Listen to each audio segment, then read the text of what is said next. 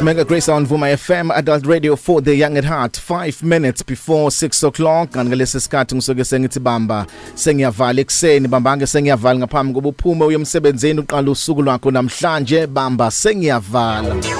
Ncwadi kaGenesis chapter 50 verse 20 nakuba nangakhela uzungu nifuna ukungenzakalisa kodwa uNkulunkulu wayehlose okuhle ukuze namuhla kusindiswe inkumbi zabantu.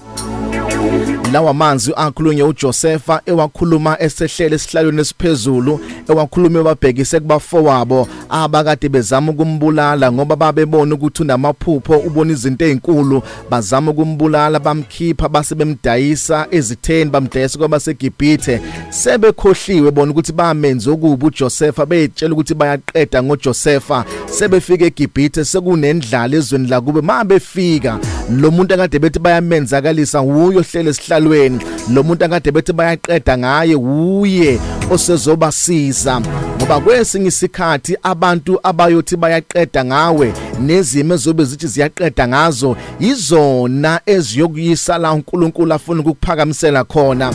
Bona babeyitshela ukuthi bayambulala uJosepha babeyitshela ukuthi ngeke kusenzeka lutho ngoJosepha ngoba sebemdayisile bayomenza isigqila kanti ngesikhathi bemdayisa uNkulunkulu uyahlela khona ezinye izimo uNkulunkulu ayivumelayo ngoba ubuka ikusasa ukuthi makwenzeka kanje lesi simo siyophethela ekutheni kufezeke icebo lami ngawe.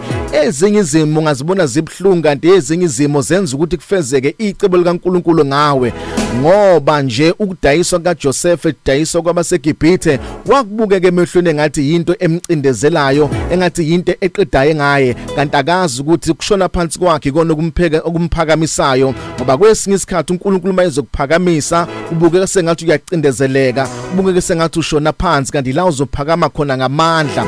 Ezinye izimo ubona sengathi ziyakuncwaba ziyaqeda zicindezela phansi kanti ukucindezela kwazo ikhona okuzokuphakamisa kakhulu. Uthi uJosepha wathi mayisekhuluma nabafowabo wathi nina nangakhela uzungu nifuna ukuthi ningenzakalise kodwa uNkulunkulu wayehlose okuhle okusho ukuthi lesimo uNkulunkulu wayesibona wasivumela ngoba khona okuhle akakuhlosile. Ngicela ukukhumbuza ekseni ngikwazisa ukuthi leso simo esikufikele khona okuhle uNkulunkulu akakuhlosile ngakho. Ungangabona namhlanje ukuthi kungani uNkulunkulu avumele lokhu kodwa uzobona kusasa kuyowenza umqondo ukuthi kwakufanelekile uNkulunkulu angidlulise lapha ngoba khona okuhle akakuhlosile. Kungaba buhlungu namhlanje ngingakhipha inyembezi emehlweni nakho namhlanje kodwa kusasa uzobona ukuthi kukhona okuhle uNkulunkulu ebekuhlosile ngalesi simo ngoba noJosepha abafo babeyitshela ukuthi nje bayamvala bayamqeda abafuna ukuthi kwenzeke ukuthile okuhle kuye kanti abazi ukuthi mabenza njalo kunokuhle uNkulunkulu akakuhlosile ngesimo esibi bona abasibonayo.